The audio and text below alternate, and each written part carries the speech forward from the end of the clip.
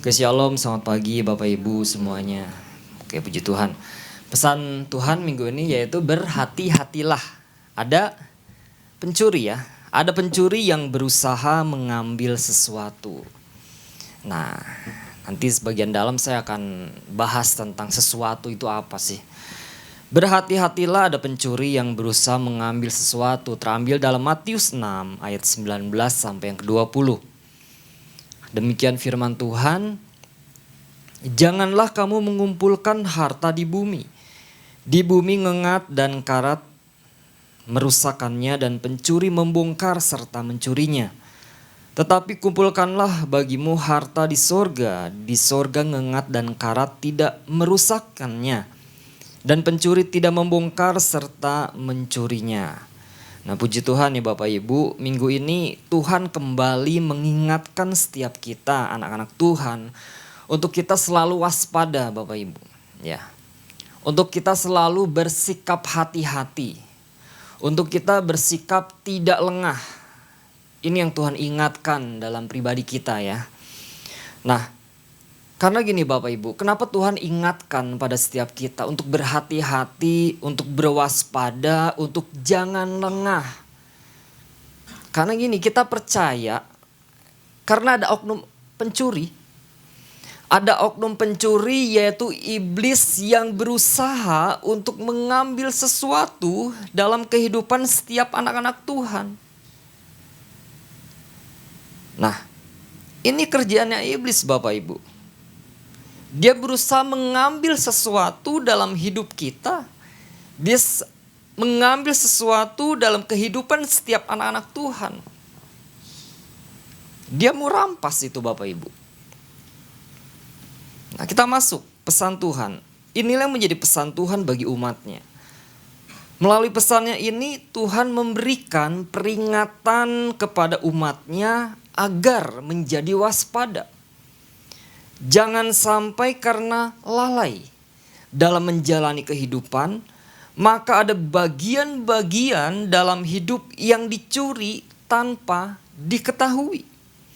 Pesan ini bukan tentang berupa uang atau berupa banyak materi yang dicuri oleh si iblis. Meskipun iblis bisa saja mencuri semuanya itu, si pencuri atau yang disebut kleptes ini bisa mencuri apa saja yang ia mau curi daripada orang percaya. Meskipun sebenarnya iblis tidak bisa seenaknya melakukannya seandainya orang percaya hidup dalam kewaspadaan. Kembali lagi, waspada. Untuk kita setiap umat-umat Tuhan, anak-anak Tuhan selalu waspada. Nah, Bapak Ibu, waspada di sini bukan sekedar berhati-hati saja. Tetapi waspada di sini yaitu apa? Suatu kesadaran penuh. Kesadaran penuh serta kemampuan mendeteksi ancaman yang halus. Nah, kenapa dikatakan halus? Karena gini, setiap kita orang percaya harus sadar bahwa iblis permainannya cantik tetapi licik. Makanya permainan dia halus tetapi licik. Berhati-hatilah apa pencuri yang berusaha mengambil sesuatu. Nah, sesuatu itu apa? Iya kan? Ini yang jadi pertanyaan. Yang pastinya gini Bapak Ibu. Sesuatu itu adalah hal yang berharga. Ya enggak? Sesuatu hal yang bernilai. Yang dimiliki setiap orang percaya, yang sudah Tuhan kasih, yang sudah Tuhan berikan, yang sudah Tuhan percayakan atas hidup setiap anak-anak Tuhan.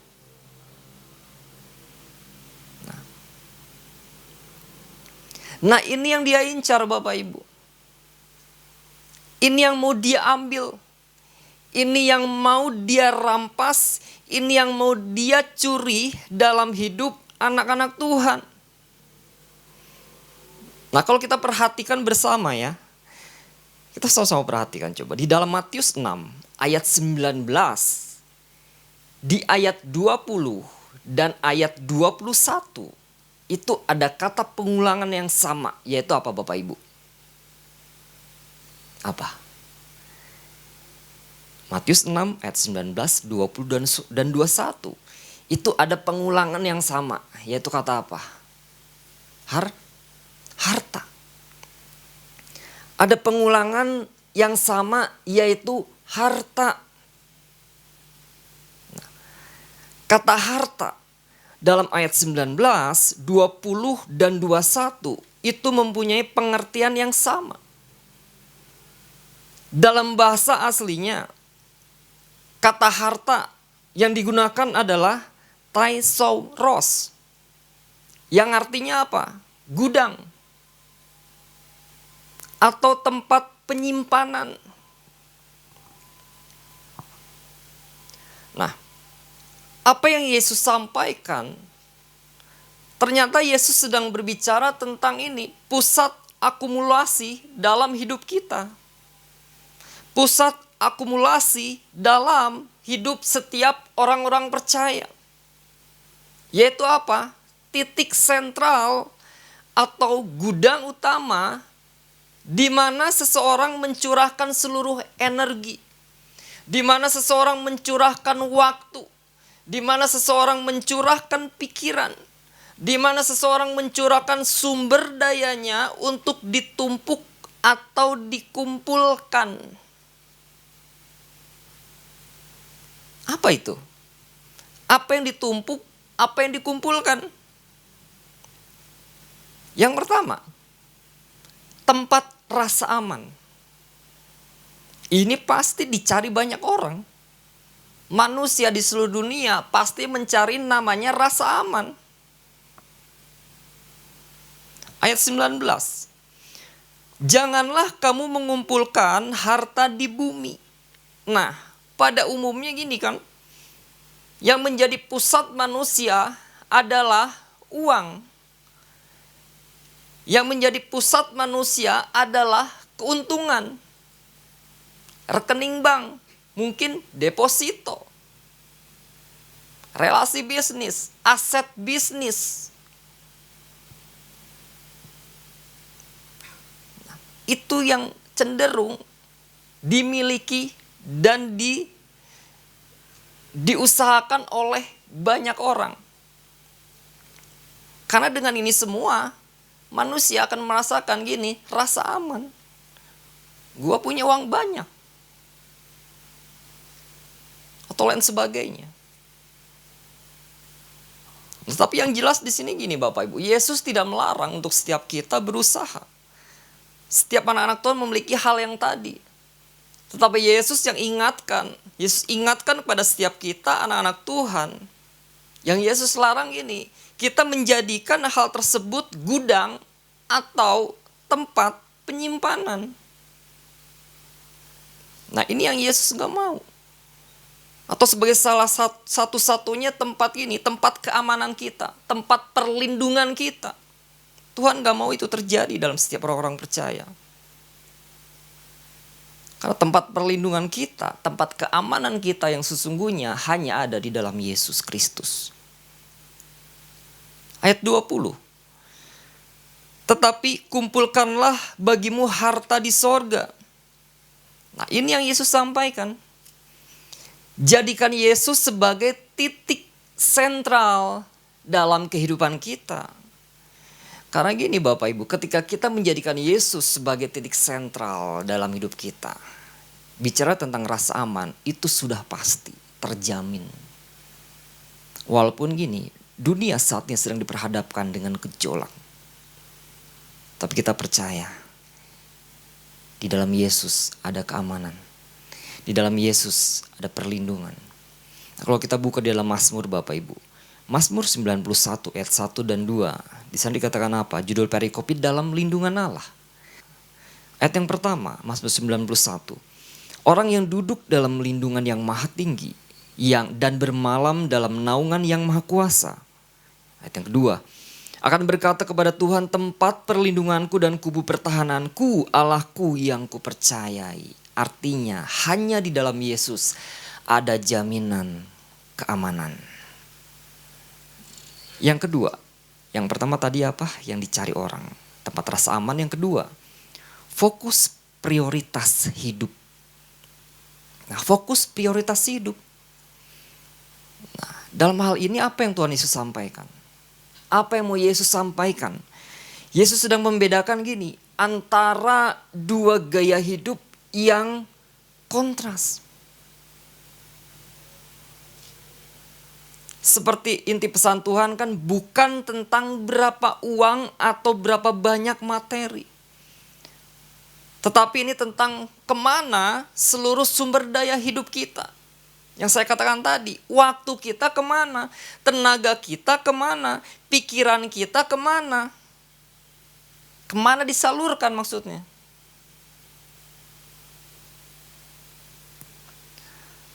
Nah ini ketika saya renungkan gini, kita harus benar-benar waspada. Saya juga harus waspada gini. Kalau orang percaya nggak waspada tentang prioritas hidup kita, iblis sangat mungkin sekali bisa curi waktu kita. Iblis sangat bisa curi tenaga kita. Iblis sangat bisa curi pikiran kita. Kenapa? Karena sibuk, fokus utamanya yaitu apa? Harta di bumi. Sehingga hati kita sudah tidak tertambat pada Tuhan lagi. Fokus kita sudah tidak terfokus pada Tuhan lagi. Tujuan hidup kita bukan Yesus lagi. Ada hal yang lain. Nah, waktu, tenaga, dan pikiran kita seharusnya untuk Tuhan. Iya kan? Yang seharusnya untuk pekerjaan Tuhan, yang seharusnya untuk rancangan Tuhan tergenapi dalam hidup orang percaya, habis sudah. Karena fokus kita, prioritas kita salah. Nah ini yang menjadi perenungan bagi setiap kita Bapak Ibu, termasuk saya. Kalau ada pertanyaan gini Bapak Ibu, berapa perbandingan waktu, tenaga, dan pikiran kita untuk Tuhan dan dunia? Lebih banyak mana nih? Ini perenungan kita, termasuk saya. Lebih banyak mana kita menghabiskan itu? Atau banyak waktu terbuang sia-sia? Karena bicara waktu gak bisa kembali Bapak Ibu. Waktu tidak bisa kembali. Sedangkan pengejaran kita harusnya kepada pengejaran yang bersifat kekal. Sesuatu yang bersifat kekal, itulah pengejaran harusnya anak-anak Tuhan. Di mana? Di sorga. Ngengat dan karat tidak merusakkannya. Dan pencuri tidak membongkar serta mencurinya. Nah, jangan sampai gini. Membayar harga yang kekal untuk barang yang murahan. Nah sekarang sesuatu yang kekal, sesuatu yang berharga yang Tuhan berikan itu apa? Waktu hidup kita. Waktu hidup kita. Waktu yang dipersiapkan untuk apa? Untuk suatu kekalan. Untuk suatu rencana Tuhan. Untuk suatu rancangan Tuhan yang Tuhan buat dalam kehidupan kita. Lalu apa lagi yang berharga? Keselamatan. Keselamatan dan hubungan dengan Tuhan. Nah, keintiman kita dengan Tuhan. Ini bicara itu. Keintiman kita dengan Tuhan. Lalu bicara apa? Kapasitas hati. Kapasitas hati itu tentang apa? Kemampuan untuk kita mencintai. Kemampuan untuk kita memberi dan kita memuliakan Tuhan.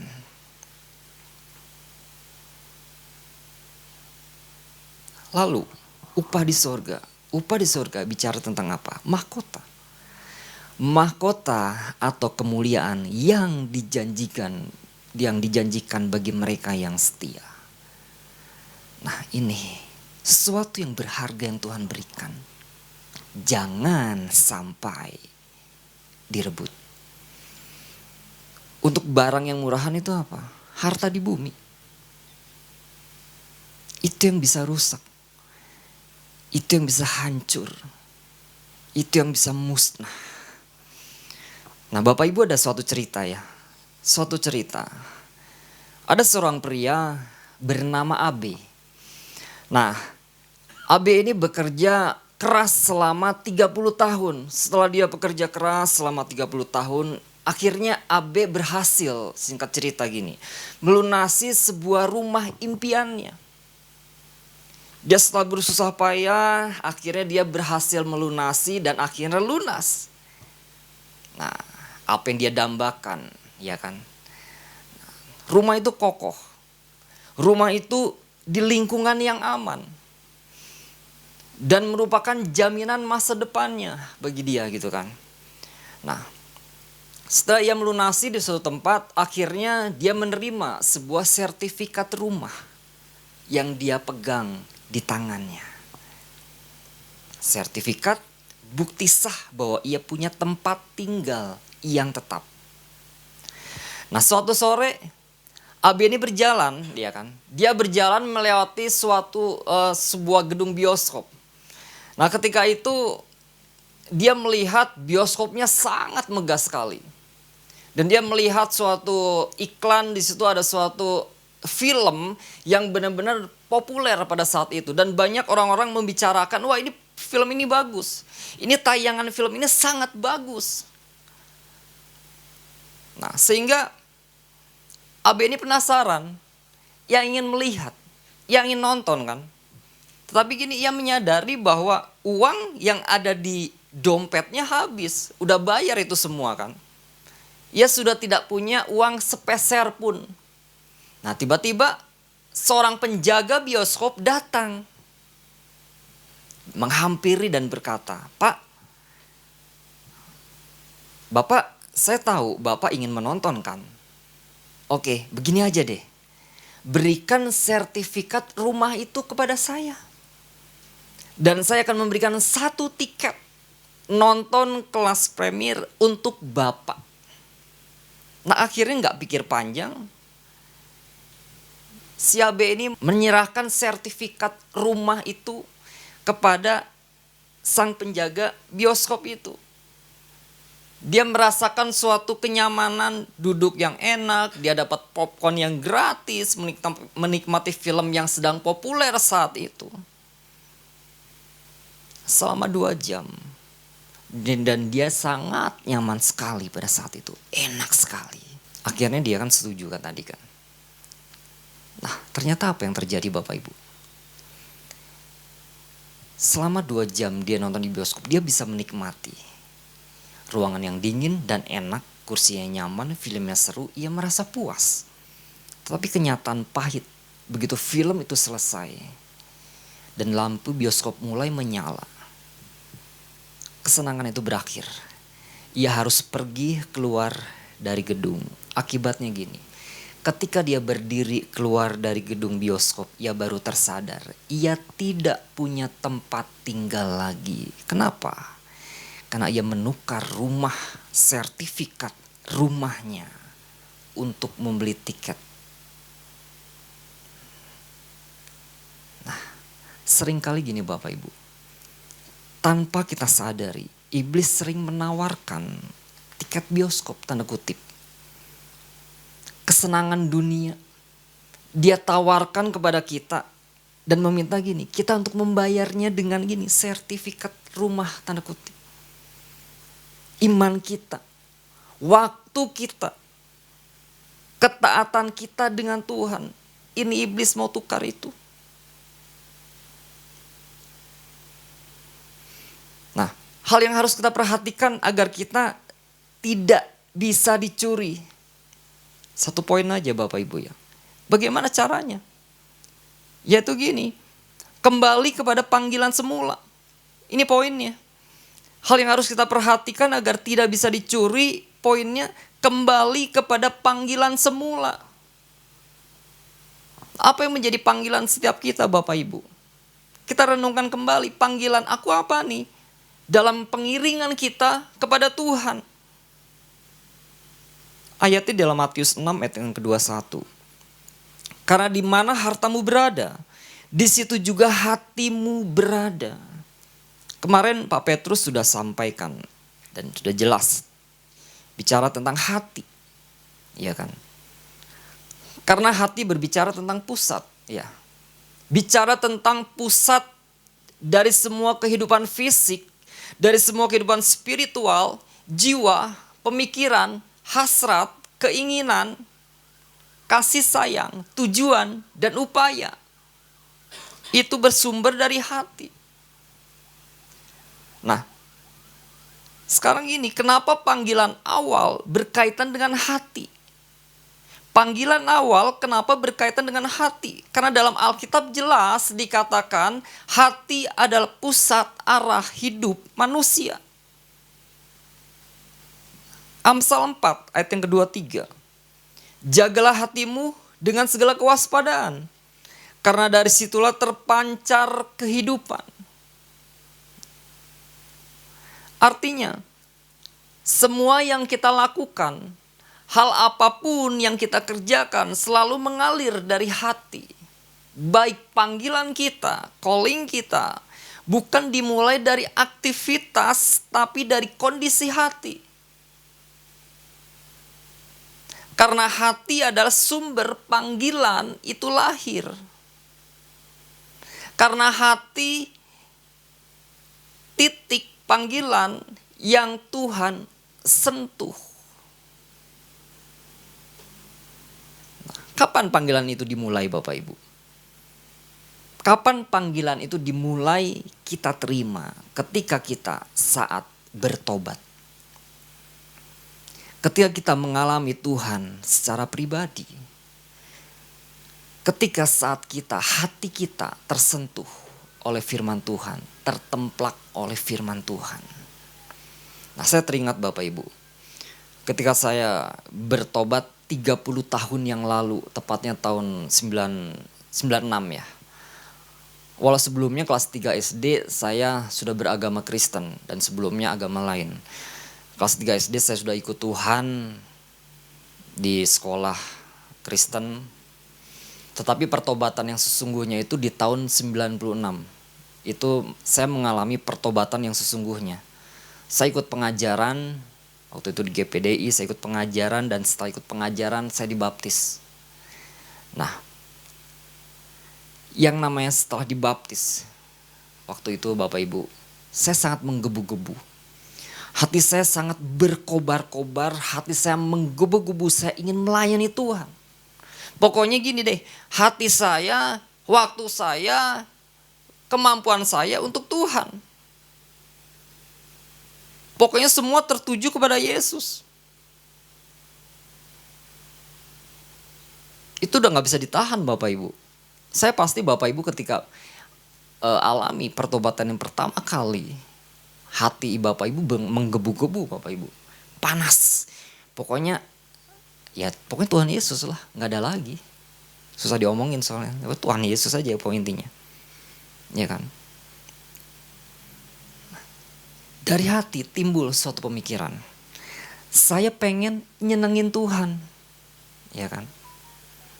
Dari saya timbul suatu hasrat, suatu keinginan bahwa pokoknya gue melayani Tuhan. Gak ada lagi. Kasih sayang. Ya saya benar-benar sayang sama Tuhan gitu. Cinta banget sama Yesus. Karena lihat pengorbanan itu yang luar biasa atas hidup kita. Atas hidup saya. Tujuan dan upayanya apa? Ya Tuhan disenangkan. Nah makanya waktu itu Bapak Ibu ketika saya setelah dibaptis, tahun pertama setelah setahun saya ikut gembala waktu saya tempat di gereja itu, saya selalu dibawa dan saya selalu pengen ikut kemanapun beliau pergi. Selama setahun pokoknya gue pengen ikut. Bapak gembala kemana, saya ikut. Dan waktu itu saya terus diajak. Saya terus melayani di mana, selalu dibawa. Makanya waktu tahun 96-97, saya selalu pulang malam. Jarang siang tuh ada di rumah, karena saya selalu ada di pastori. Selalu tinggal di pastori, diam di pastori. Rasanya, aduh enak sekali deket sama Tuhan, apalagi melayani Tuhan.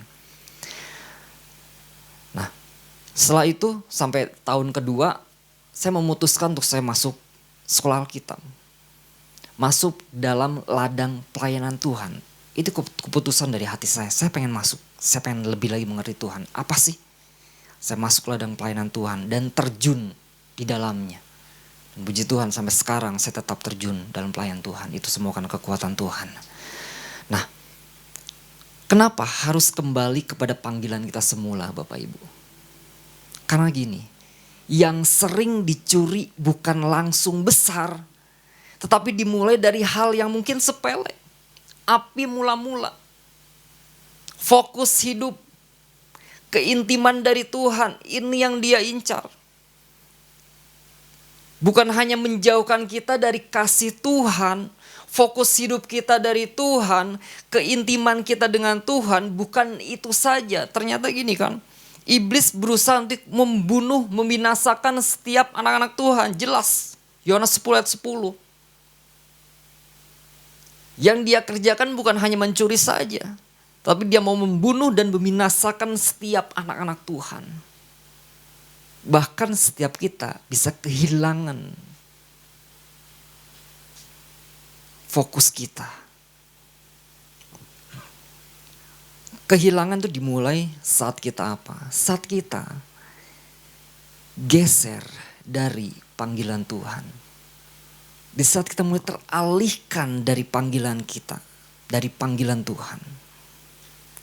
Nah, Bapak Ibu, ketika kita tersadar melalui pesan Tuhan minggu ini, kita bersyukur banget ya. Maka sama-sama gini, kita merenungkan bersama Bapak Ibu. Kita bertanya, apa sih yang hilang? Apa yang iblis curi? Buat daftar, tulis. Mungkin berbeda satu dengan yang lainnya. Mungkin api mula-mula. Fokus hidup kita. Keintiman kita dengan Tuhan. Mungkin kita terlalu sibuk waktu kita, tenaga kita, dengan pribadi kita, mungkin dengan ambisi kita. Mungkin luka, kecewa, atau mulai kompromi mungkin dengan hal-hal yang mungkin kecil. Tetapi di hadapan Tuhan itu hal yang besar ketika kompromi dengan dosa. Pencurian yang dilakukan iblis kadang pelan, ya kan? Nggak langsung hilang. Seringkali kita nggak sadar di situ. Mulai, Bapak Ibu, kita doakan, buat satu keputusan, komitmen dan tindakan nyata. Saya mau api itu. Saya mau fokus kepada Tuhan. Saya mau lebih intim dengan Tuhan. Nah, mari Bapak Ibu, melalui pesan Tuhan ini, jangan anggap remeh Bapak Ibu. Jangan sampai seperti kisah Abe. Tuhan sudah kasih yang bernilai, Tuhan sudah kasih yang berharga, ditukar dengan sesuatu yang tidak bernilai. Sesuatu yang bisa hilang, sesuatu yang bisa musnah. Apa yang Tuhan percayakan dalam setiap kita? Hal yang berharga. Hal yang bernilai itu. Nah, mari kita kembali kepada panggilan semula. Jaga api mula-mula, jaga fokus hidup kita, jaga keintiman kita dengan Tuhan setiap saat. Karena saat kita kembali kepada panggilan semula, kita sedang menyimpan harta di surga. Dan itu tidak bisa dicuri oleh iblis. Matius 6 ayat yang ke-20 ayat terakhir. Tetapi kumpulkanlah bagimu harta di sorga. Di sorga ngengat dan karat tidak merusakkannya. Dan pencuri tidak membongkar serta mencurinya. Tuhan Yesus memberkati.